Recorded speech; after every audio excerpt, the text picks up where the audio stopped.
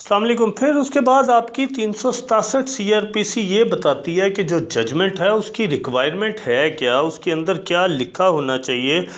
इसके लिए 367 के अंदर सबसे पहली बात तो ये लिखी है कि ये जज साहब के अपने हाथ की लिखी होगी। और फिर साथ ही लिखा है कि अगर वो अपने हाथ की नहीं लिखी हुई तो उस सूरत के अंदर वो उनकी डिक्टेटेड जजमेंट होगी, उन्होंने डिक्टेशन दी होगी। अगर हाथ से लिखी होगी तो उस सूरत के अंदर सिर्फ जहाँ पे जजमेंट प्रोनाउंस हुई है वहाँ पे signature and stamp of the court बहुत है। लेकिन अगर डिक्टेशन है, कंप्यूटराइज्ड है और या टाइपराइटर है व्हाट्सएवर, तो उस सूरत के अंदर जज साहब जो हैं हर सफ़ा जजमेंट का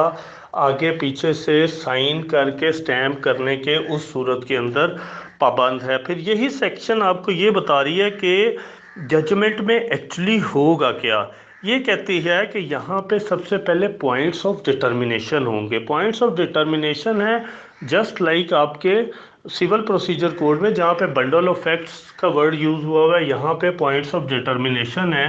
कि कोर्ट के अंदर था क्या, किस बंदे ने क्या मुकदमा दर्ज कराया था, किस बंदे ने क्या एलिगेशन लगाया था, फिर उसके बाद उसकी इन्वेस्टिगेशन क्या हुई थी, उसके बाद एक्यूज था उसको चार्ज किया गया, और उसके बाद जो है चार्ज के बाद प्रोसिक्यूशन एविडेंस कौन कौन सी जो है वो सामने आई। तो ये सारी चीज़ें पॉइंट्स ऑफ डिटर्मिनेशन में होगी, जहाँ पे जिस्ट ऑफ एविडेंस जो है उसको भी बताया जाएगा कि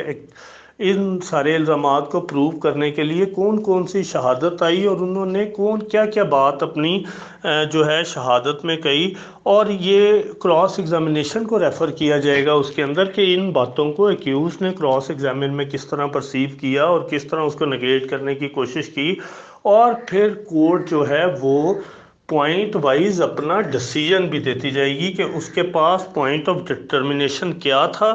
और उसने उसके ऊपर डिसीजन क्या दिया।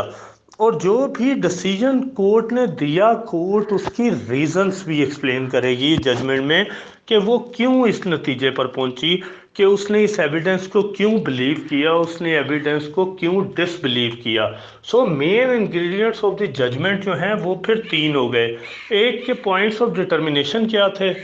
नंबर दो ये है कि कोर्ट ने उसके ऊपर डिसीजन क्या किया है,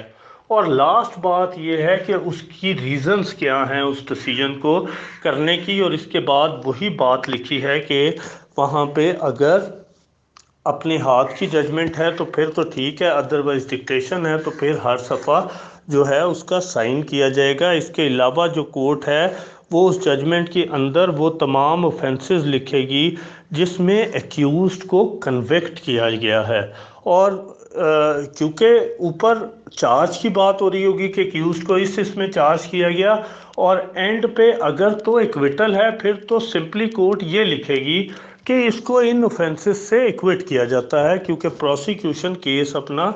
प्रूव करने में नाकाम हो गई। लेकिन अगर वो कन्विक्ट किया जाता है तो उस सूरत में हर उस चार्ज के मुतल्लिक कोर्ट अलग अलग तहरीर करेगी कि उसने किस ऑफेंस के अंदर कितना उसको कन्विक्ट किया, उसकी सज़ा कितनी है और वो कब शुरू होगी कब ख़त्म होगी। ये सारी चीज़ें कोर्ट जो है वो अपनी जजमेंट में लाजमी तहरीर करेगी, वरना वो एक वैलिड जजमेंट नहीं है। उसके बाद आपको जिस वक्त मैंने ये बात अल्टरनेट चार्ज बताया था तो मैंने आपको कहा था कि एक अल्टरनेट जजमेंट भी होती है जो हम 367 में पढ़ेंगे। तो यहाँ पे इसके बाद अल्टरनेट जजमेंट का जिक्र है कि अगर कोर्ट जो है वो सारी एविडेंस रिकॉर्ड होने के बाद इस नतीजे पर पहुंच जाती है कि एक्यूज्ड कन्विक्ट तो होता है, लेकिन ये समझ नहीं आ रही कि इसने जो है वो जुर्म ये किया है या ये किया है। जैसे मैंने आपको चार्ज में भी मिसाल दी थी कि कोर्ट समझती है कि चोरी जो है वो हुई है और सिर्फ इसके ऊपर ही एलिगेशन है, और इससे रिकवरी भी हुई है जो कि 411 पीपीसी है। तो अब फॉर एग्जांपल आप 129 जो है अपना क्यूएसओ उसको देखेंगे तो वहाँ पे एक प्रिजम्पशन स्टैंड करती है कि अगर किसी से चोरी का माल बरामद होता है तो समझा यही जाएगा कि चोर भी वही है। तो कोर्ट हो सकता है कि किसी स्टेज पे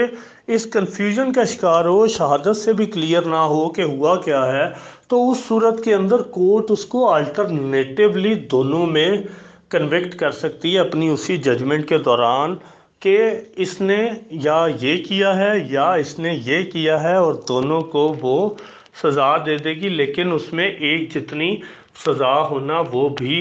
ज़रूरी है। इसके अलावा आप यहीं पे देखेंगे तो आपको नंबर 4 के अंदर मिलेगा कि अगर तो एक्विटल की जजमेंट है तो फिर आपको ये बताना पड़ेगा कि आपने किन किन ऑफेंसेस में एक्यूज को एक्विट किया है। फिर जो आपकी 367 सब क्लास 5 है वो बहुत इंपॉर्टेंट है, जिसके अंदर ये बात कही गई है कि अगर कोई ऑफेंस पनिशेबल विद डेथ है तो उस सूरत के अंदर कोर्ट डेथ देते हुए तो रीजंस ना लिखे, कोई बात नहीं कि डेथ क्यों दी जा रही है, लेकिन अगर उसको कन्विक्ट भी करती है और अदर देन डेथ कोई सज़ा देना चाहती है तो फिर वो कहता है कि लेजिस्लेचर यहाँ कहता है कि वहाँ पे उसको फिर रीजंस देनी पड़ेंगी, मतलब देनी फिर डेथ ही है, लेकिन अगर डेथ नहीं देनी तो उस सूरत में वो रीजंस लिखेंगे कि क्यों डेथ नहीं दे रहे। तो ये आपका जो है 367 जो है ये मुख्तलिफ जो रिक्वायरमेंट्स ऑफ द जजमेंट हैं कि उसके इंग्रेडिएंट्स क्या होंगे, अल्टरनेटिव जजमेंट क्या होगी, अगर इक्विटल होगा तो क्या किया जाएगा, अगर कन्विक्शन होगा तो क्या लिखना ज़रूरी है, और फाइनली कि अगर जजमेंट जो है वो ऐसे ऑफेंस की है जो पनिशेबल विद डेथ है तो उस सूरत में कोर्ट लाजमी रीजंस लिखेगी अगर वो डेथ उसको सज़ा जो है वो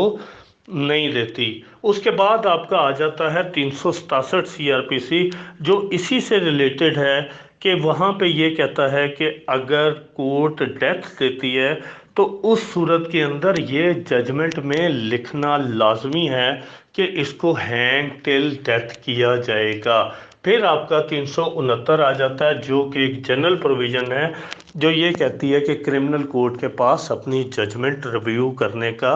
इख्तियार नहीं है, जो ही जजमेंट प्रोनाउंस कर दी गई तो वो फंक्टस ऑफिशियो हो जाएगी अपने लिए, और उस जजमेंट को वो किसी सेंस में भी नहीं छेड़ सकती सिवाय ये कि अगर कोई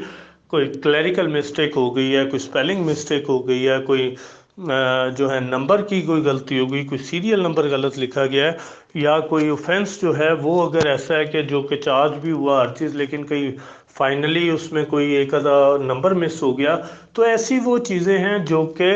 कोर्ट जो है उसको तो ठीक कर सकती है, लेकिन overall nature of the judgement जो प्रोनाउंस कर दी गई है